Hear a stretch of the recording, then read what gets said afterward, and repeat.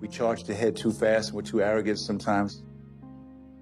We certainly underestimated the police and the government in terms of the response to the Black Panther Party.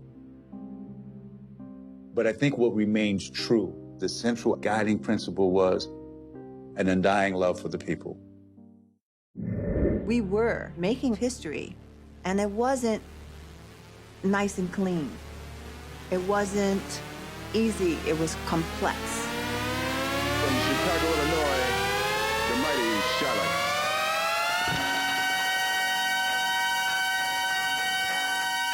For God's sake, give more power to the people. There's some people up there holding everything.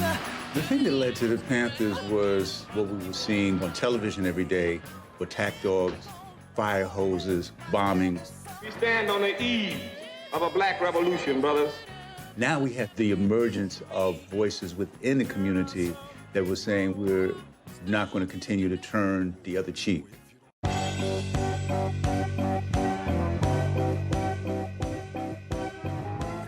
Hi, welcome to Director's Cut. I'm Pete Schwaba, and that was a clip from Black Panthers, Vanguard of the Revolution, a documentary about the rise and fall of the controversial Black Panther Party. We are thrilled today to welcome the film's director, Emmy Award winner, Stanley Nelson. Stanley, welcome to Director's Cut. Thanks. You know, there have been a lot of stuff done about the Black Panthers, TV specials, films, documentaries, all that kind of stuff. What makes you as a filmmaker, as accomplished as you are, want to take a crack at this? Well, you know, there are a couple of reasons, and I think that, you know, as a filmmaker, if I told you there was one reason, that wouldn't be honest, you know. So there are a lot of reasons. I thought that really the story of the Panthers hadn't been told. They had been part of films, or there have been films about individual Panthers, but the story of the Black Panthers, kind of the rise and fall, hadn't been told. That said, it's also that they were so sexy. You know, there were characters who are still alive who could tell the story.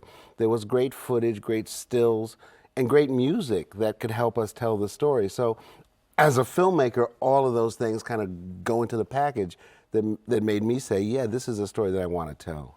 Okay. You talked about the music. How hard is it to get, I mean, I've kind of dealt with that a little bit on other projects, but how hard is it to get good music that's probably going to run you a really high licensing fee? Is that factor in?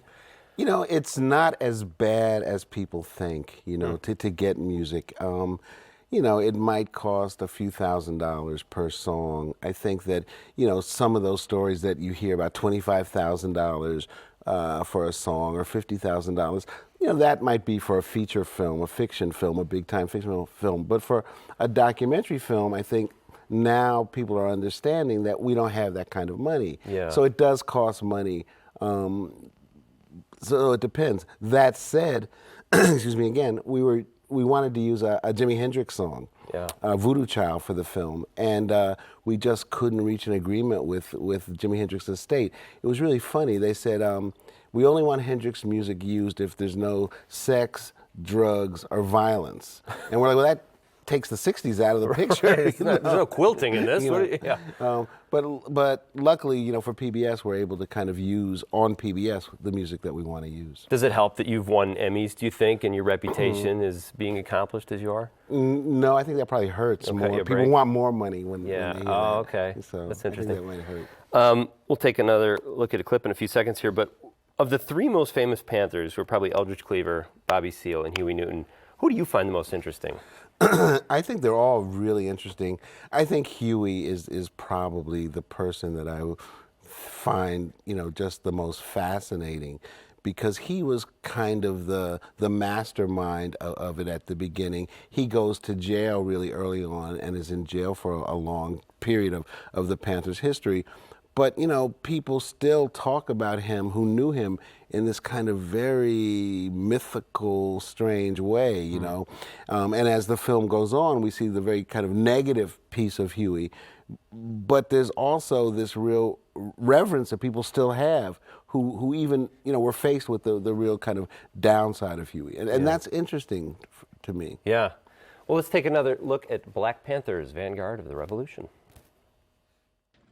Huey said, we're going to carry our guns and we're going to follow the police. And if they stop someone, we're going to stop. We're going to maintain a legal distance.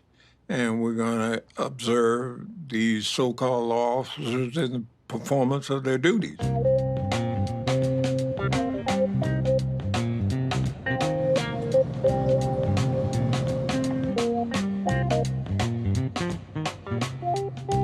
We were in the car and driving around having fun. We would be looking at the pretty women and chasing the sisters.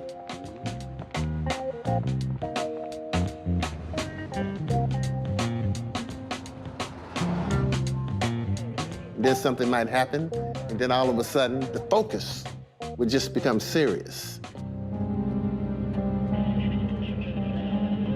We're coming around the corner. Stay facing where you are. We would stop. We would get out of the cars. We would walk up to the scene. Those who had rifles would carry them in the open, clearly visible. We would stand at a distance where the police couldn't say they were interfering with their arrest or their detention of the individual, and make sure that there was no brutality. We stood back with our weapons ready to throw down if necessary. They would take the weapon and pass it across like this, and it would sweep right over the officer.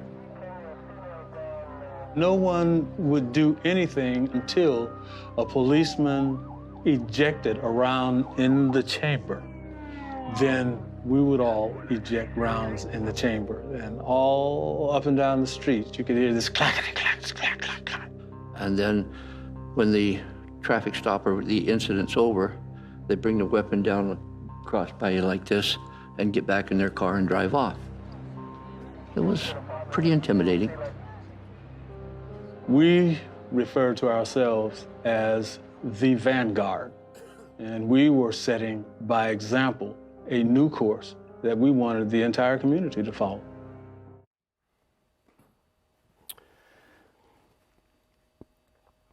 Talk a little bit about your decision not to use a narrator for the film. I'm glad you asked that. Is that more challenging, and if so, why? Yeah, that is makes it all more challenging. I like to talk about it as like, you know, high diving in the Olympics, and it's like the degree of difficulty, you know, just goes up when you don't have a narrator. It's harder to go from A to B, you know, to say different things and say them quickly because somebody in the film has to say it. But I think what it does is it connects the audience to the film in a different way because there's no kind of voice of God, you know, talking from up here telling you stuff. It's the people who were involved, you know, in the incident, in the movement, whatever, who are talking to you. So I think it changes the connection between the audience and the film, and I think that's a really good thing. So we felt that there were a lot of witnesses around, Panthers, police, lawyers, other people, so that we could tell the story without a narrator, and that's what we did. That's interesting. Yeah, I didn't realize that there's like no middleman there. It's just them. That's wow. That's very well put. Can you talk a little bit about the parallels? Like I'm looking at the Panthers holding guns, just inspecting the police and making sure there's no funny business, I guess. With all the stuff in the press lately, talk about the parallels, and could there be a new Black Panther movement, maybe one that's older and wiser, or learn from the mistakes of the Panthers? What do you think about that? Well, you know, excuse me, when we were making the film, we started the film 7 years ago. So I thought it was very relevant then, and then as things have unfolded in the last few years, it's become even more relevant, obviously. You know, we have the whole Black Lives Matter and all the very visible police shootings that have happened in the last few years. Also, states are now, reinstituting these open carry laws that allow you to carry guns out in the open. And the Panthers were kind of the result of that, because there was a open carry law in California at that time that most people didn't know about. And Huey Newton and Bobby Seale found out about it and said, okay, we're going to carry guns and we're going to follow the police. And so that's what they did in the clip that you just saw. So I think that that's the other side of the open carry law that people don't talk about now, that you are able, if you want to, police the police or police your own community. We'll see if that happens. I don't think that in any way the film is advocating, a return to the Panthers, but I think it is saying that this idea of a movement, of a do-it-yourself movement, can be an inspiring thought. The Panthers not only have this, policing the police, but they go on to have breakfast programs and sickle cell anemia programs and food giveaways and a lot of other things that they do around the country. That's great. Well, let's take a look at another clip.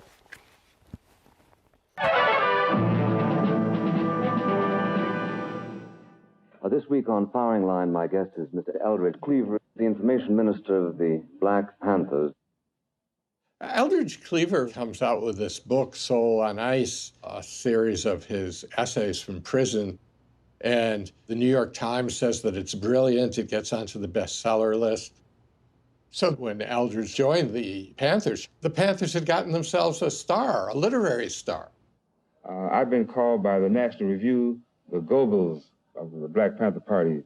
And all of this is an attempt to undermine the party or to give it a bad presentation to the public. Huey Newton always had this vision. He was the visionary of the party. Bobby Seale, he had the personality. Eldridge Cleaver was the person who made the party credible to black intellectuals, to the white left intellectuals. All of them loved Eldridge Cleaver. They understood what he was talking about, or at least they thought they did. Eldridge had this incredible ability to encapsulate a thought in a few sentences and form it into an artistic statement that pointed right, that stabbed right into the heart of the enemy, and he did that all of the time. Now, was he always correct? No. And I say that Ronald Reagan is a punk, a sissy, and a coward, and I challenge him to a duel. I challenge him. I challenge him to a duel to the death or until he says, Uncle Eldridge. Was he insane? Yeah. That boy was crazy. And he got a lot of people hurt. And I give him his choice of weapons. He could use a gun, a knife, a baseball bat, or a marshmallow, and I'll beat him to death with the marshmallow. You don't see people beaten with marshmallows nearly enough in our society, I think. Yesterday, I heard you talk, and you said that you like to keep humor in your film as long as possible. And could you talk a little bit about that? I mean, my background is in comedy, and I was fascinated by that because you were talking about Jonestown, and I was like, wow, this is a dark subject, and you want to keep humor in it. Is it written in any way, or do you just look for it and try to keep it? We just really look for it, you never know what people are going to say. Felipe Luciano in the clip we just saw, talking about Eldridge is hilarious. The Eldridge clip where he's challenging Ronald Reagan to a duel, we saw early on. We saw it on YouTube before we even started production, really. We said, okay, this has got to be in the film. Because, not only is it funny, but it says something about that time. When somebody's, at a public speech challenging the governor, Reagan was the governor of California at that point, challenging them to a duel. So, comedy is really important for me when these subjects are so serious. So anything that we have that's funny, we kind of, even if we can't find a place to use it, we put it in a bin, in the edit machine and say, okay, put that in the funny bin, and let's try to figure out how to roll it in there to kind of relieve the tension. I mean, it's not, it's a serious subject, but every moment of the film can't be serious. Right. It's great that he said duel, too. If he said fight, it's not as funny, but a duel. It's hilarious because, the imagery that Eldridge is using, that you can see, this Eldridge and Ronald Reagan fighting with marshmallows. It's ridiculous. You said also that it took you 7 years to complete this film. What is the most time-consuming component of making a film like this? Raising the money. Yeah. Raising the money and raising the money. I mean, wow. the hardest part of making a documentary film, you know, for most filmmakers is raising the money. And so, you know, that is always, you know, adds to the time of making this film. So I think the only good thing I can say about, you know, raising their money and the amount of time it takes and 7 years is that it allows you to get deeper into your subjects. It allows you know, people who first say they don't want to be in the film to have time to think it over, and you come back after a year or two and maybe they agree. So hopefully, you know, you're spending that 7 years not just kind of scratching your head, but also making the film deeper. So you do it in stages then, like you'll raise some and shoot some? I try not to. I try. And I've been able to do this is to raise all the money and then start. And then start. Now, you know, some other money may kind of, kind of come in later on, and you're like, oh, we got a little more money. Yeah. You know, we can edit for another couple of weeks. But you know, you want to have the money in place because every decision depends in some way on money. Definitely. So if you only have half the money, you know, you can, you know, how do you know what you're going to do? Oops. Right. Yeah. Let's see another clip from Black Panthers Vanguard of the Revolution. Just at the moment that the Panthers are turning towards survival programs, towards free breakfast programs, free clinics, and free food programs that will help them reconnect with the Black community and build their membership, and repudiating this earlier advocacy of armed self-defense and police patrols, J. Edgar Hoover attacks the Panthers.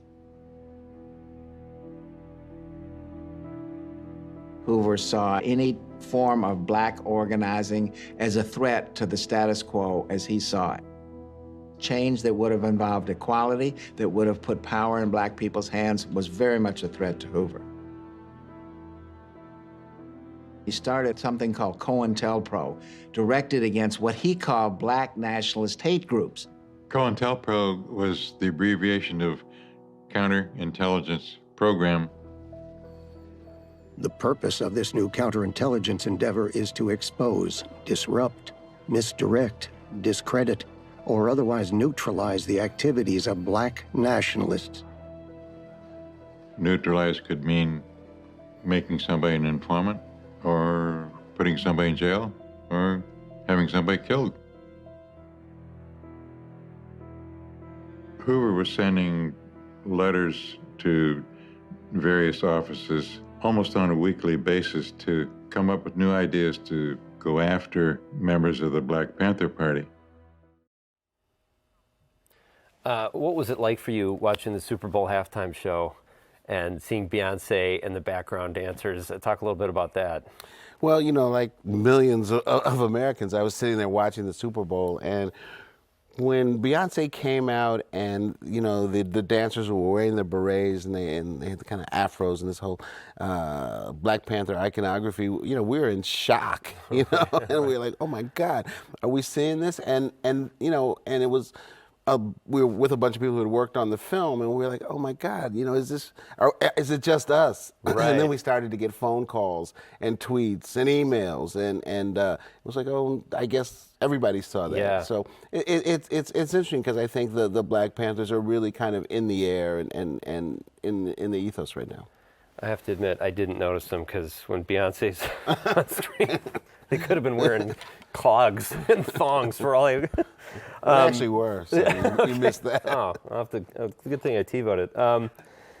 With all the incendiary language between the police, the government, the Panthers, are you surprised that there wasn't more violence? There was a lot of words, and there was violence, no doubt, but it seems like it could have gone much worse.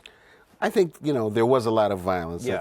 I mean, I think the most amazing thing, though, is that because of the police patrols that the Panthers started out doing in Oakland, there was no violence. And I think that is amazing. That part of it is amazing. Right. I think that there was a certain amount of violence as things went on. As in the last clip, we see J. Edgar Hoover kind of turns his attention onto the Black Panthers and really sets the FBI and local police on the Panthers. He says that the Panthers are the greatest internal threat to the security of the United States, which for the local police were like, okay, if the FBI is saying this is the greatest threat, then we've got to stop them. And I think that's when the violence kind of ratchets up.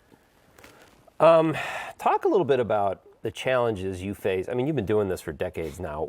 What are the challenges that you had early on as a documentarian, and how are they different now, if they are different? You know, I think it was harder to raise money. It was harder to be taken seriously about what I wanted to do. I think, though, that the challenges of making films haven't changed. You know, I still, it's not easy, you know, it's very stressful, and you don't feel that, okay, I got this. And people think that you should, you know, as a filmmaker, oh, you made a good film, so, but I think they understand it when you compare it to writing. You know, if you've written a book, a decent book, that doesn't mean the next one is going to be decent. So, you know, every film is very hard, and I've tackled subjects that are important to me, you know, the Freedom Riders, the murder of Emmett Till, you know, the Black Panthers. And so I feel like there's, you know, somebody, you know, sitting on my shoulder, you know, that little devil in the ear saying, Stanley, don't mess this up. Stanley, don't mess this up. Stanley, don't mess this up. Every project you have your panic moments, regardless of. I have one huge, I mean, it's serious, and I'm in panic for like months. Good to know that it never goes away. Let's see another clip. And these people in this class have divided themselves. They say, I'm black, and I hate white people. I'm white, and I hate black people. I'm Latin American, and I hate hillbillies. I'm hillbilly, I hate Indians. So we fighting amongst each other. Fred Hampton here in Chicago was the main voice for racial unity. Black Panther Party stood up and said that we don't care what anybody says. We don't think you fight fire with fire best. We think you fight fire with water best. We're going to fight racism, not with racism, but we're going to fight with solidarity. We worked with organizations such as the Young Lords, a Puerto Rican street gang that had become political, and the Young Patriots, hillbillies, Appalachian white boys.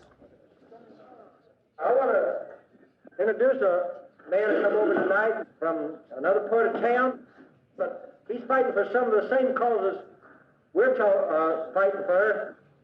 Bob Lee, who was our deputy field marshal, had a meeting with them, and he was explaining why we should work together. That police brutality up here, there's rats and roaches.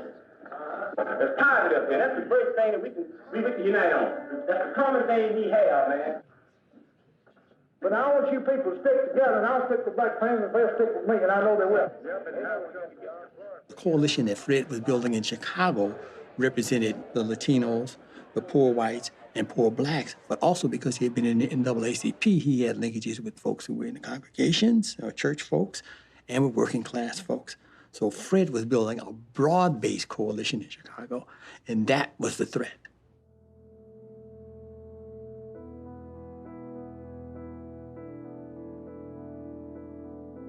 J. Edgar Hoover most feared young whites uniting with the black struggle.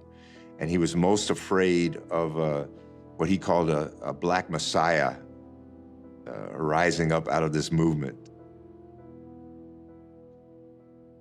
Fred Hampton was very good at running an organization. He could delegate responsibility, he could spot talent. The one thing that he failed to spot, however, was the FBI plant, who was, of course, his personal bodyguard.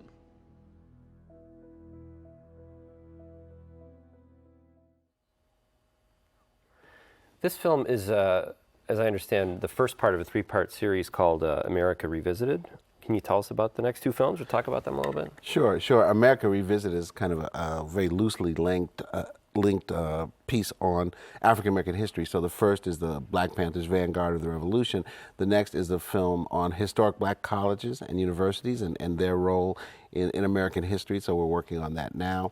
And then the third film is a piece on the Atlantic slave trade and looking at the slave trade as a business, as this huge business that involved, you know, not only Europe but Africa and the New World, both North and South America.